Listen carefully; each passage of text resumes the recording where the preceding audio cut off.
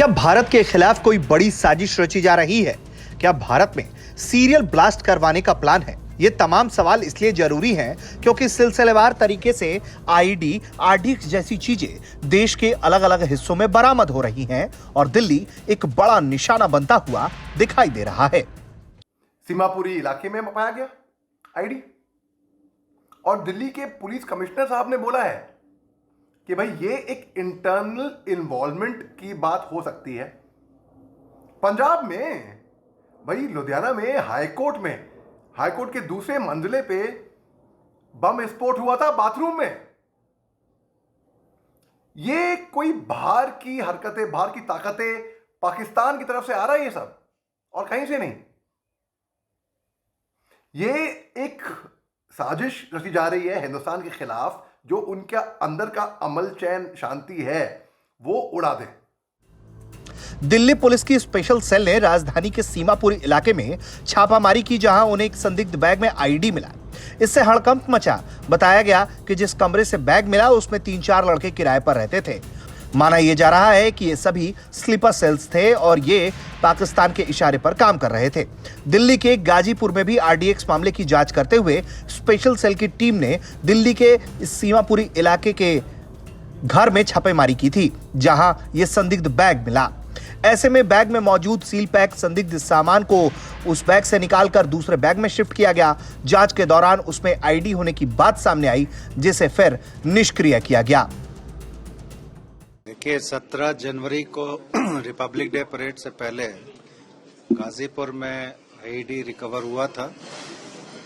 उसके बाद उसके इन्वेस्टिगेशन के दरमियान कुछ इंटेलिजेंस और कुछ इन्वेस्टिगेशन में एविडेंस आए थे, जिसमें पता चला था कि इसी तरह की आईडी सीमापुरी विस्तार में किसी कमरे में है। उसी को डेवलप करते हुए कल वहां पे उसको रिकवर किया गया है और न्यूट्रलाइज किया गया है। आईडी का जो मिलना है और उसकी जो पहले भी एक टेरर मॉड्यूल हम लोग ने बस्ट किया था, इन सभी इन्वेस्टिगेशंस में चीजें जो निकल के आ रही हैं तो ये है कि जो इस तरह की आईडीज हैं वो पब्लिक प्लेसेस में ब्लास्ट करने के लिए तैयार की गई हैं और इनका जो दूसरी जगह भी आईडीज रिकवर हुई हैं उसमें काफी हद तक सिमिलैरिटीज हैं। आईडी मिलना यह भी बताता है कि इसके पीछे एक दो नहीं बल्कि साजिश का पूरा नेटवर्क काम कर रहा है। ऐसे में हमारी सुरक्षा एजेंसियां पूरी तरह से तैनात हैं। अब देखिए, हिंदुस्तान में 5 राज्यों में वैसे भी चुनाव है।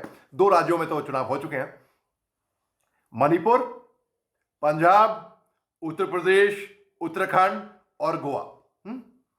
अब जितने भी हमको नापाक नजरों से देख रहे हैं बाहर के मुल्क, वो सोचेंगे ये वक्त है अब इन पे हरकत कर दें। मगर उनको मैं ये बता दूं, उनको हमारी तरफ से करारा जवाब दिया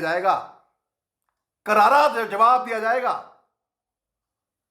जो भी हिंदुस्तान की तरफ नापाक नजरों से देखेगा, उसको मालूम नहीं है, उसके होश उड़ जाएंगे, क्योंकि हिंदुस्तान, हम एक बहुत ही शांतिपूर्वक राष्ट्र है।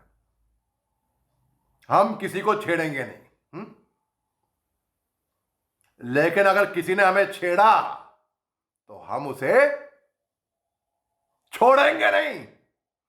और आपको मैं ये यकीन दिलाना चाहता हूं, जितने लोग हमें सुन रहे हैं, हमें देख रहे हैं, कि भाई हिंदुस्तान की सेना, जाबाज फौजी सिपाही सरहदों पे, बर्फीले चट्टानों पे, सरहद के इस पार अपने परिवार से दूर दराज इलाकों में मुश्किल वक्त में खड़े हैं तैनात,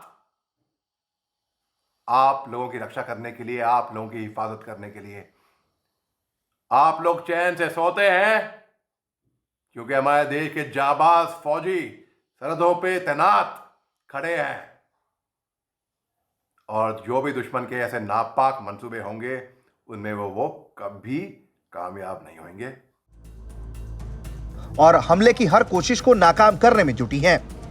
सीमाओं पर चौकसी बढ़ने के कारण इन्फिल्ट्रेशन भले ही कम हुआ हो, लेकिन ड्रोन के जरिए दुश्मन देश लगातार गोला बारूद भारत के भीतर भेजने की कोशिश करता रहा है। बीते 2 सालों का रिकॉर्ड कहते हैं कि 133 से अधिक बार सीमा पर ड्रोन देखे गए। इन ड्रोन्स के जरिए हथियारों और गोला बारूद की खेप भेजने की कोशिश हुई। जम्मू से लेकर पंजाब की सीमा तक इस तरह के ड्रोन्स दिखाई पड़ते रहते हैं, जिसे हमारी सुरक्षा एजेंसियां इंटरसेप्ट करती हैं। ऐसे में अब सवाल उठ रहा है कि लगातार इस तरह के संदिग्ध बमों का मिलना क्या किसी बड़ी साजिश का हिस्सा है, जिसे हमारे सुरक्षा एजेंसी की चौकसी के कारण जिसे विफल किया जा पा रहा है। ब्यूरो रिपोर्ट, भारत तक।